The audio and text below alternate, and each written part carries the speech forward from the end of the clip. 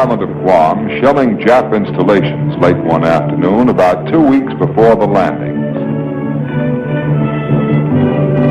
Suddenly, we noticed strange light flashes from the peak of a nearby hill. The message in Navy code was baffling. I have information. What could this mean? We signaled the unknown party to advance to the beach. We suspected Jap trickery.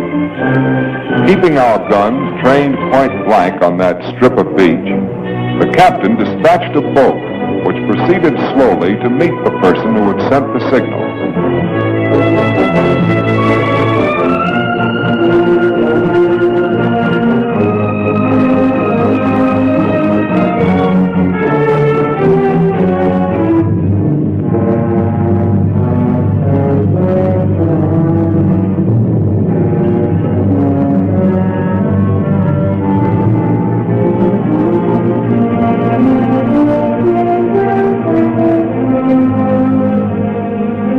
A white man, a strange, unkempt figure, crying and laughing in his joy and excitement. When he was able to talk, he identified himself as radio man George Tweed, United States Navy, the only survivor of the original garrison of Guam.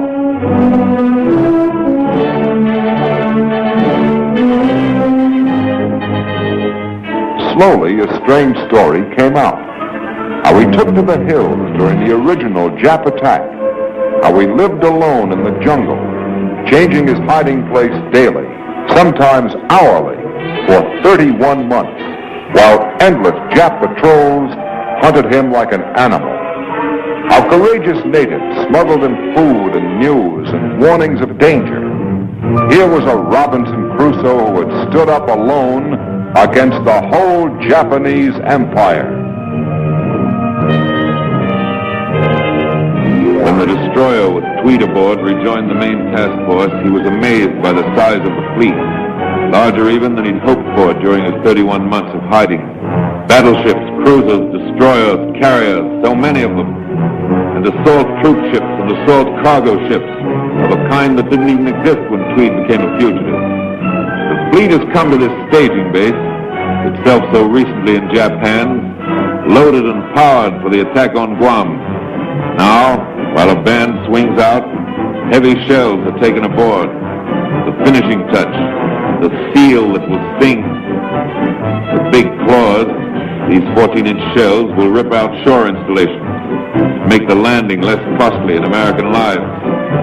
Cans of 40-millimeter ammunition pile up in great mounds on deck. A curtain of fire waiting to be raised if needed. There across the water lies Guam. It means much to all Americans, but most of these sailors, they're Guamanians, Americans too. Americans known as Chamorros, whose families have been captives of the Japs for 31 bitter months. Soon we will find out what those Japs have done to our island. Beautiful it was then, and living there made us happy. There were 21,000 of us, and we knew each other as friends. Although we were far out in the Pacific, we were proud to be under the American flag. We were content. It was a good life.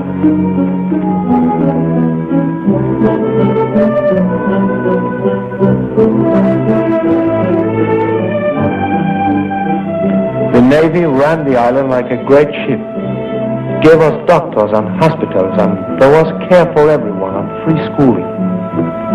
With many of us younger boys, our big ambition was to grow up and join the Navy.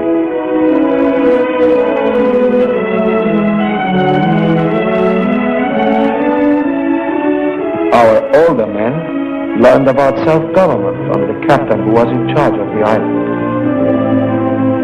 We organized our own militia.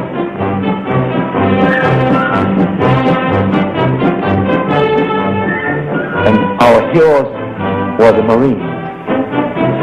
But there were not many of them, the Marines of Guam.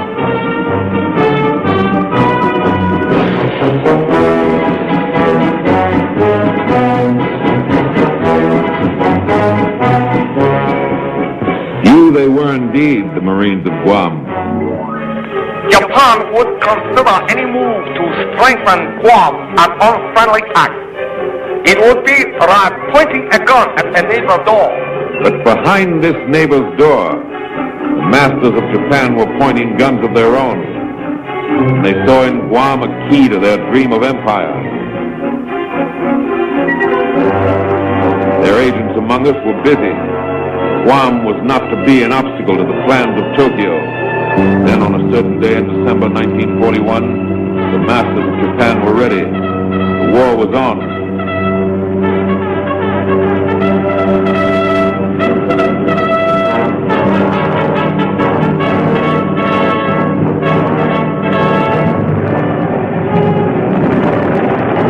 The garrison on Guam, it was over almost before it began.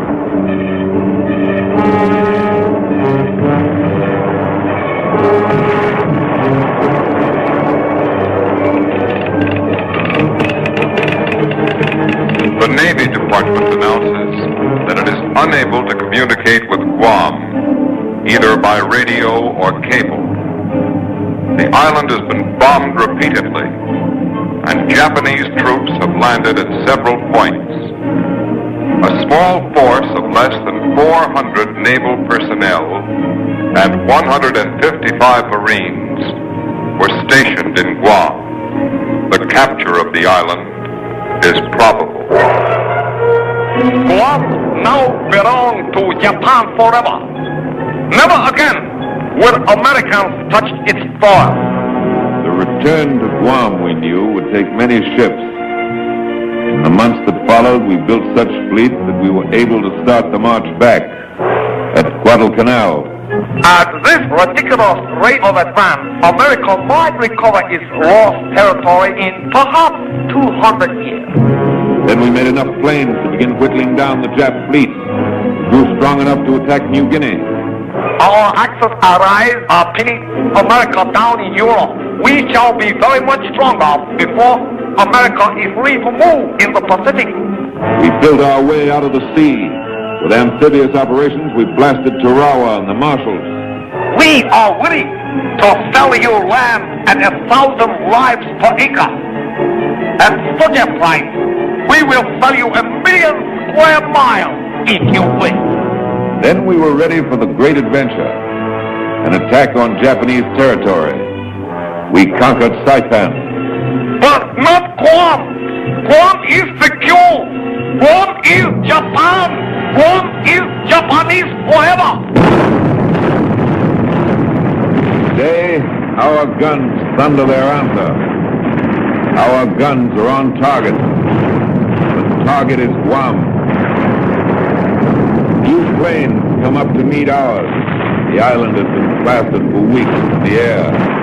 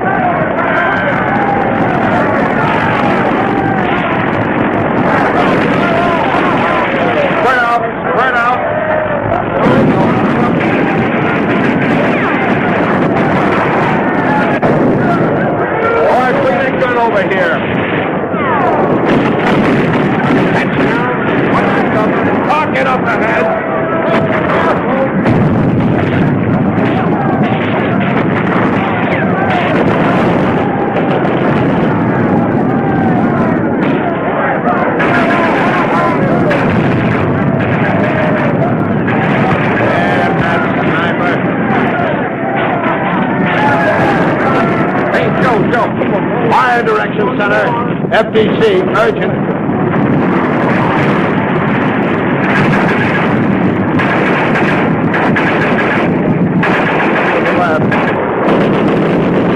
Come up a little.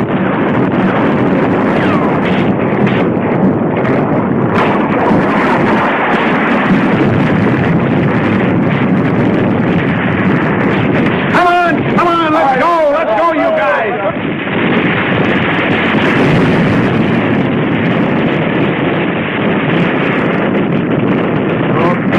Dead with me,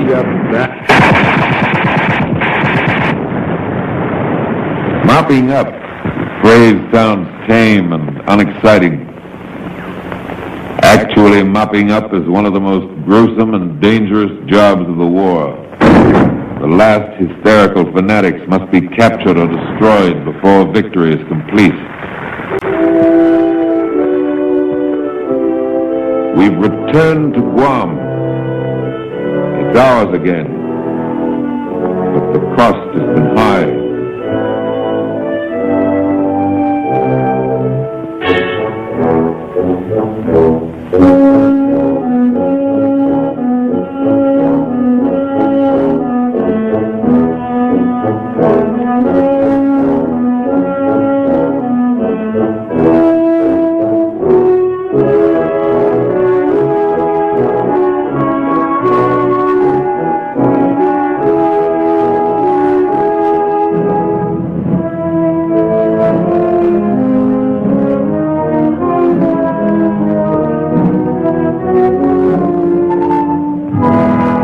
$1,226 Americans died.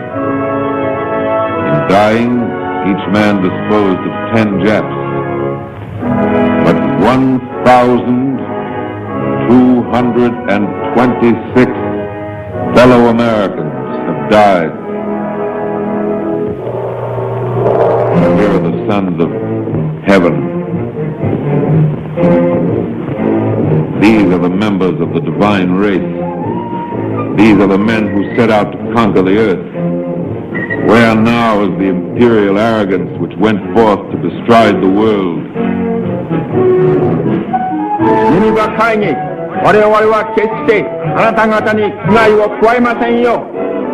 The loudspeaker calls, Geneva Convention, we will not hurt you. Out of the hills where they'd hidden come a throng of Japanese civilians. They're bewildered, not so much by the bombardment, though that was severe enough. Their emperor has failed them. Not so long ago, they turned their backs on their sacred mountain and sailed to Guam. This was to be their colony, their promised land, and the Chamorros would be their slaves. They came to stay forever. Now the plans of empire lie in ruin. Guam's destiny as a fortress of Japan has been smashed.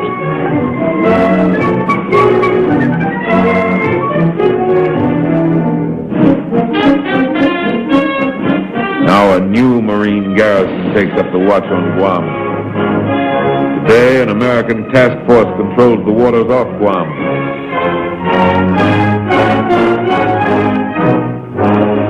Two months after his rescue, George Tweed, now warrant officer and holder of the Legion of Merit for his aid in the recovery of Guam, returned to the island to prepare a final report on his strange adventure.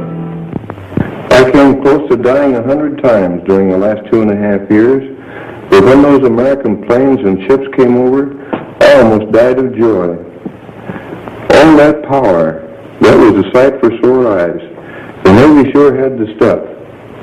I didn't have to wonder anymore what the folks back home had been doing while I was playing hide and seek with the Japs. But the Japs did a few other things besides chase me around. When they started fortifying, they built up their defenses like mad. They were racing against time. A lot of Chamorro blood was mixed up in that concrete. The Japs forced them to work for practically nothing. And the ones who couldn't stand the gaff were beaten and tortured. I'll bet they were a little too busy to mistreat the natives when we started coming over. Not the Japs, sir. They always find time for that. When they got worried about the Americans coming back, they treated the Chamorros even worse. When the natives could get together in groups, it wasn't for celebration. Not at first. They prayed for their dead. Some of these were victims of terrible butchery. This one had his head cut off for turning it up to a sky filled with American bombers. This one couldn't hide his joy when a Zero crashed into the sea. This one tried to help one of our pilots. This is Jap justice as I saw it. The Japs brought slavery and misery and death to the natives of Guam. These people are my friends. They saved my life. When I returned, the Chamorros were getting their first good meals in a long time, and their first decent medical care, some of it for babies born during the occupation. I would like to visit them again when the war is over. Until then, I want to do everything I can to knock the hell out of those Japs. I was there in the beginning, and I want to be there at the finish.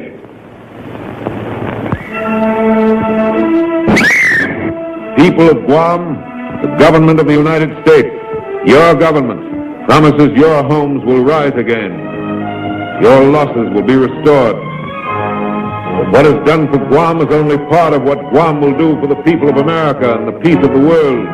Guam will now become everything that a powerful American base should be. Great installations will rise as sentinels of our security and the peace of the world. From Guam, the attack goes forward. From here, the winning blow may be struck against Japan. On to Guam, onto every other place we win, we must pour the power that will clear the path to Tokyo. This base, which was lost and is now redeemed, may now fulfill its destiny and launch the action that will help win the war.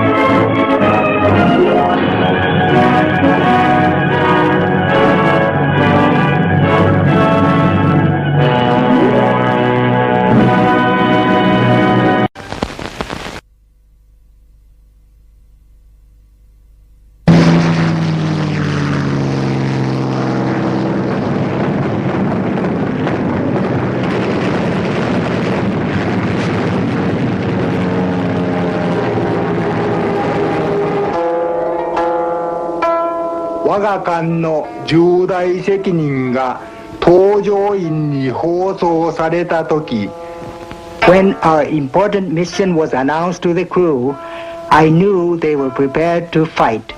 But each man knew that the battle to eat or to be eaten had begun. In 1942, Yahashi Tanabe was a lieutenant commander and the skipper of the Japanese submarine I-168. Today, he manages a small paper products factory in Japan.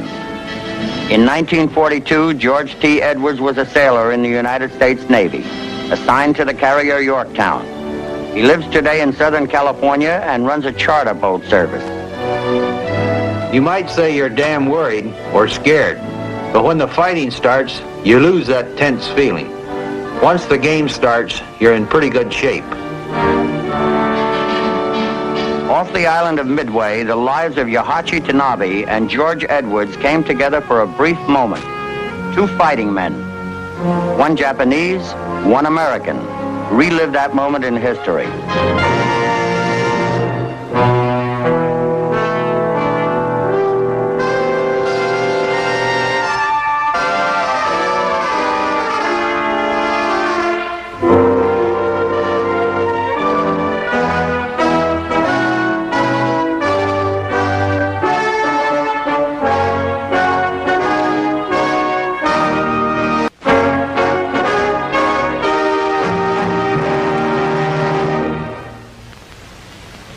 I'm Jim Bishop.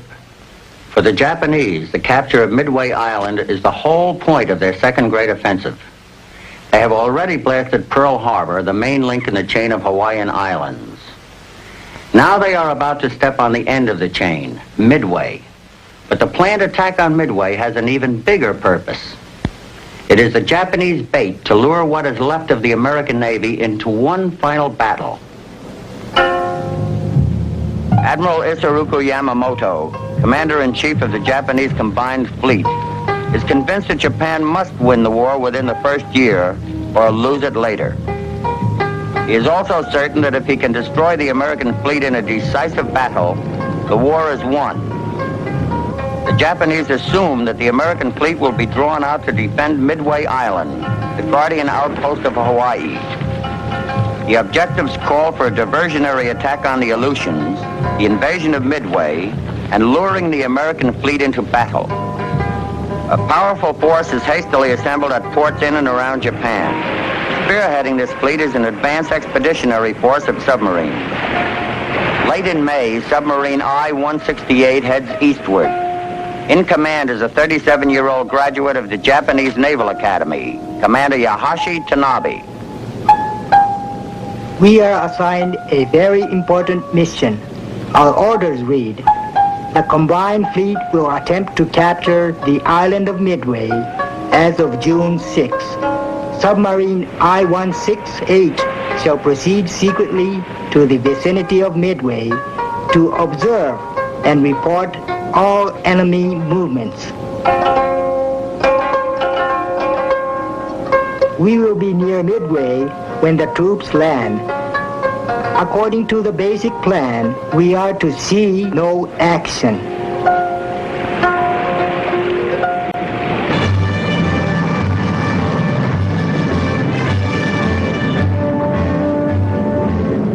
American strategy is based on the assumption that Japan has chosen Midway as a target.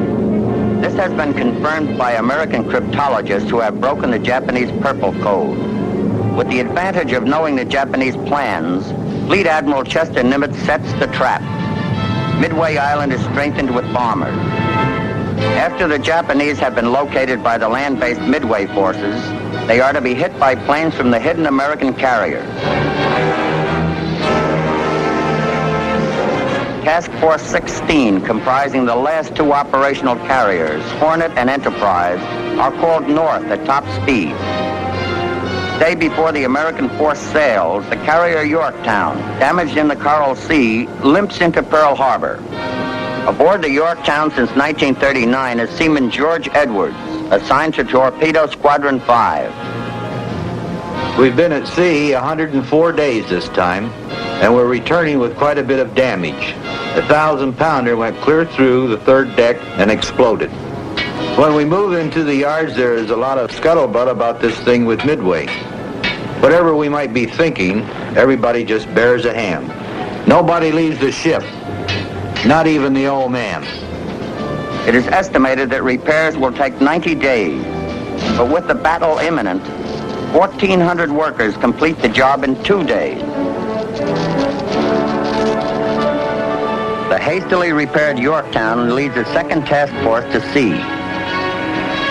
May 31st, the American task forces reach Point Luck, a position 300 miles northeast of Midway. The officers and men are told an attack for the purpose of capturing Midway is expected. The successful conclusion of the operation now commencing will be of great value to our country.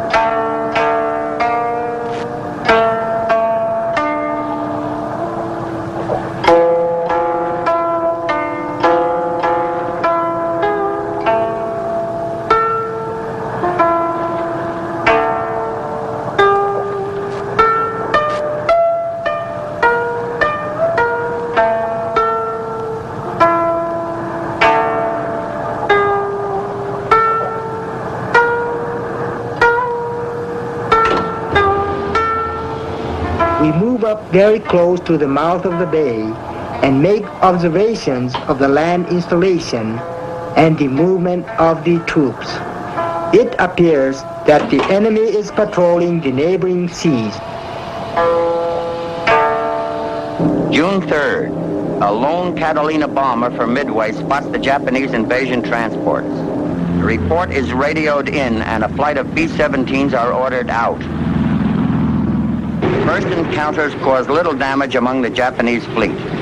At 4:30 a.m. June 4th, the Japanese launched their attack against the Midway Atoll, only 240 miles distant. The first wave of planes leaves in rapid succession from the flight decks of Kaga, Hiryu, Soryu, and Akagi.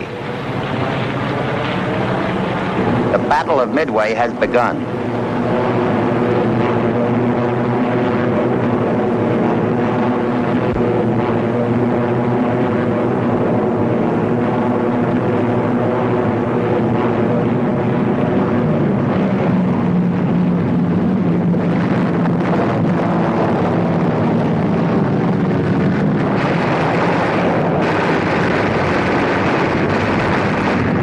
Although forewarned of the raid, 26 Marine fighters are no match for the superior Zeros. 24 are shot down or badly damaged.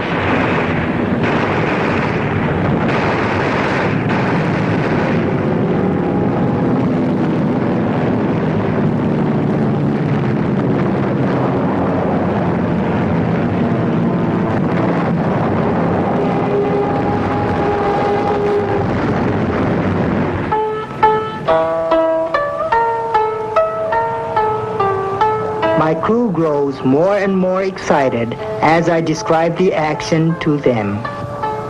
Shouts of joy echo throughout the submarine.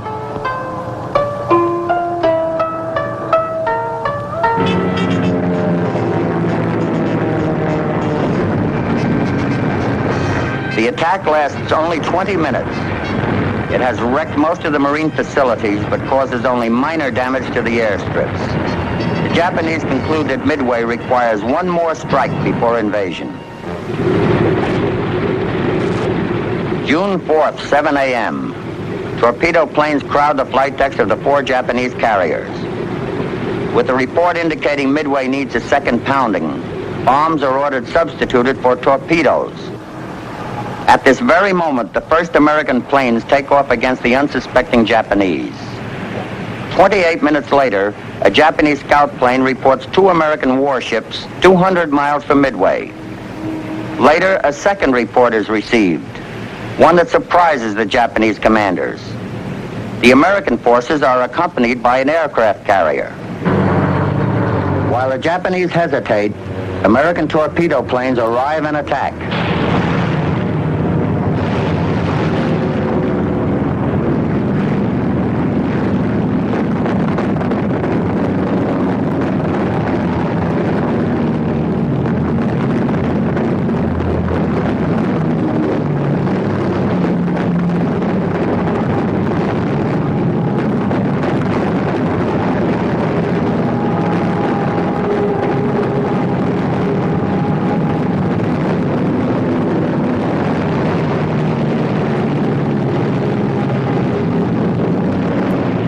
Mayday, mayday. I'm ditching. They got Sherman. Cover the people. Bail out. Mother carrying. You can hear the whole battle over the ship's PA system. You can hear the guys talking about what plane they're in. The whole thing. It's almost like being there with them, especially when you know the guys personally. You hear the communications from one plane to another. 2 o'clock, 2 o'clock, 2 o'clock. Watch it.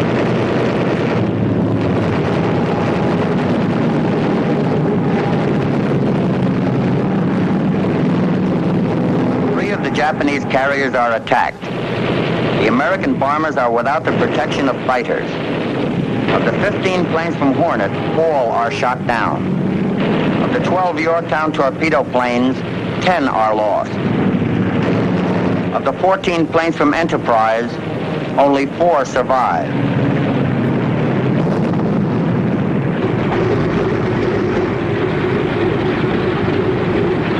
The Japanese quickly prepare their counterattack. At this moment, dive bombers from Enterprise and Hornet make their attack. They have approached the target unopposed, as the Japanese fighters have not had time to regain altitude from the torpedo attack. Akagi is hit, and bombs and ammunition aboard explode. Bombs hit Kaga, knocking out the bridge and penetrating the hangars. The third Japanese carrier, Soryu, is left a blazing inferno. Within a matter of minutes, a handful of American pilots have knocked out 3 Japanese aircraft carriers. Now, only one carrier, Hiryu, is left. Rear Admiral Yamaguchi of Hiryu immediately orders a strike against the American carriers. Zeros and dive bombers from Hiryu follow the returning American planes to the Yorktown.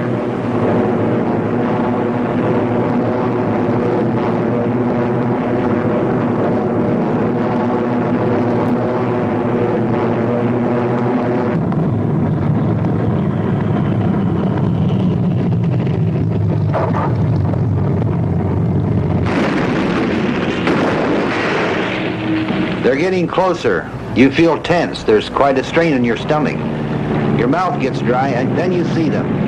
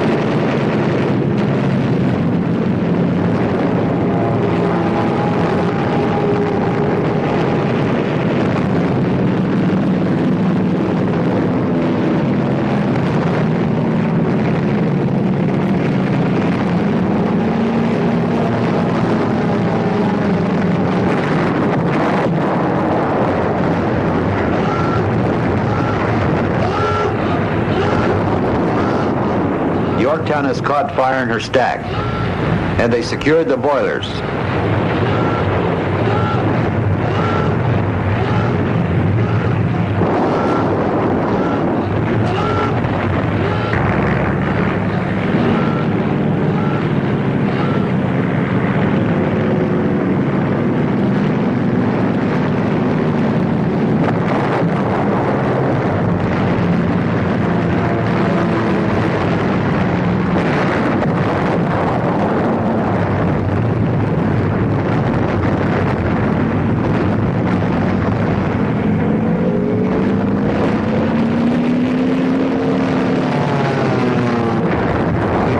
In the side and hard hit. The word comes through to abandon ship. I'm kind of stunned. I never thought I'd have to leave under these conditions. And I say to one of my shipmates, well, we're going to have to swim for it now.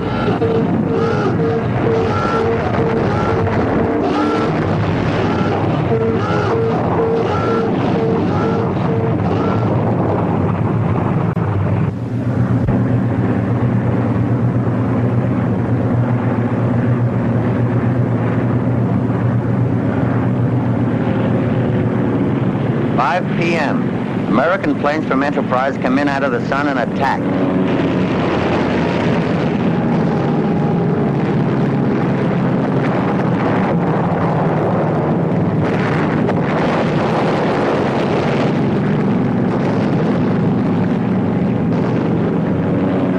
Four direct hits are scored, and Hiryu was out of action.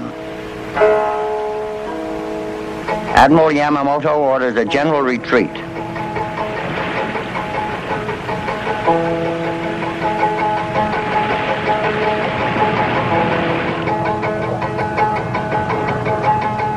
Frightening news has come to us over our radio antenna.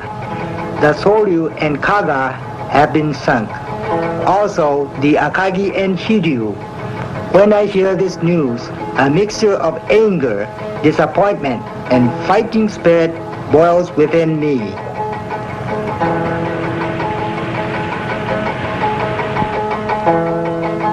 I have received order.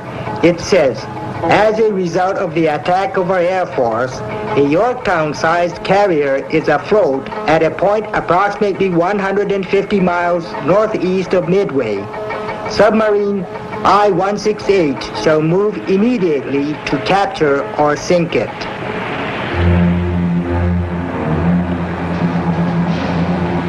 I volunteered for the damage control party, and I'm back on board seeing what I can do to get her back to Pearl. The Hammond stays alongside to furnish power and necessary equipment. The first thing we do is load our guns and get everything ready in case of another attack. The next thing we do is bury our dead. The old man gives the orders to fire the boilers. We'll get back to Pearl under our own power if we have to burn all the furniture in the officers' quarters.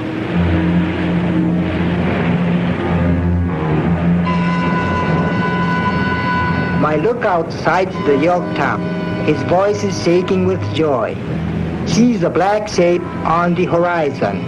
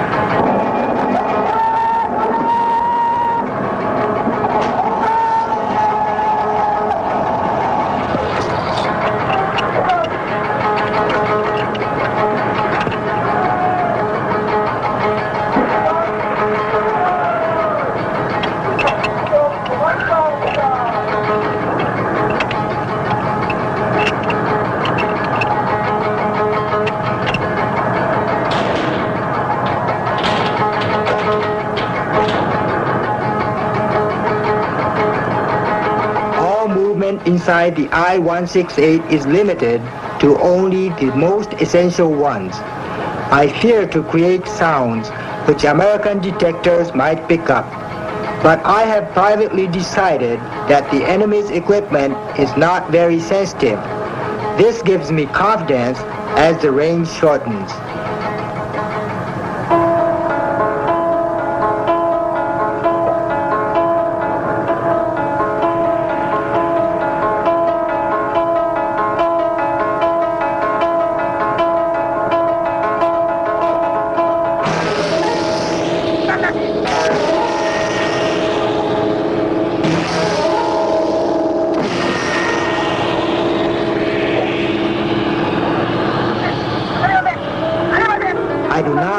The periscope. The torpedo's wake will soon indicate their course. If the I-168 is to die, I at least want the satisfaction of seeing that our target has been hit. We must succeed. There will be no second chance.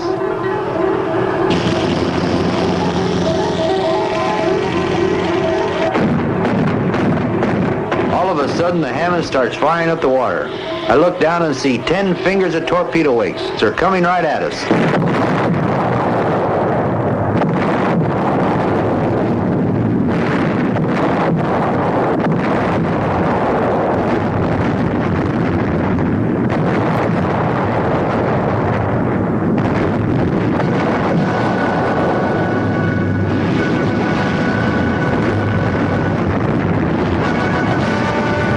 I'm in the water. I'm in pain. The Hammond is cut in two. The depth charges from her decks are exploding in the water. Thank God I'm shielded by the Yorktown. I order, take her down to 200 feet and full speed ahead.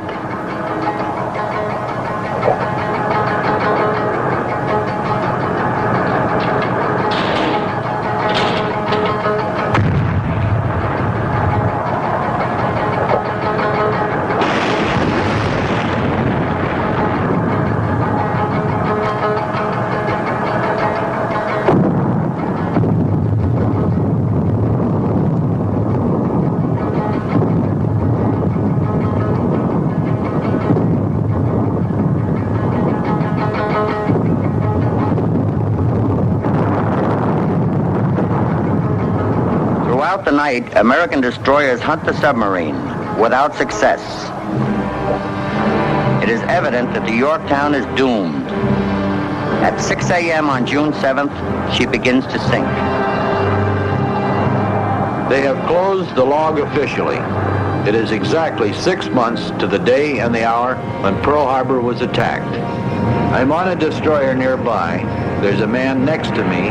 He spent 30 years in the Navy. He's looking away from the Yorktown and asked me to let him know when she goes down. I think I see tears in his eyes. I thought I was the only one that felt that way.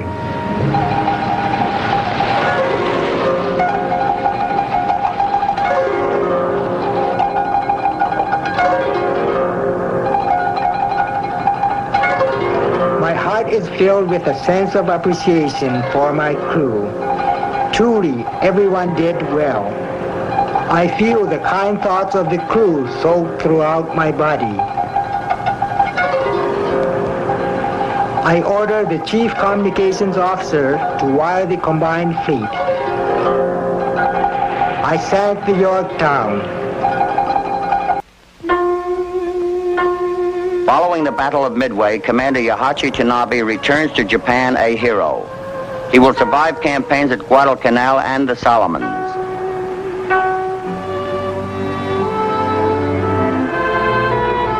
Seaman Edwards, wounded after the sinking of the Yorktown, will later participate in 2 Pacific invasions. VJ Day will find him at Yokohama Harbor. At Midway, the Japanese suffered a naval disaster. It was evident that the balance of power in the Pacific had swung suddenly in favor of the Americans. Midway would be known as the battle that marked the turning of the tide in the Pacific War.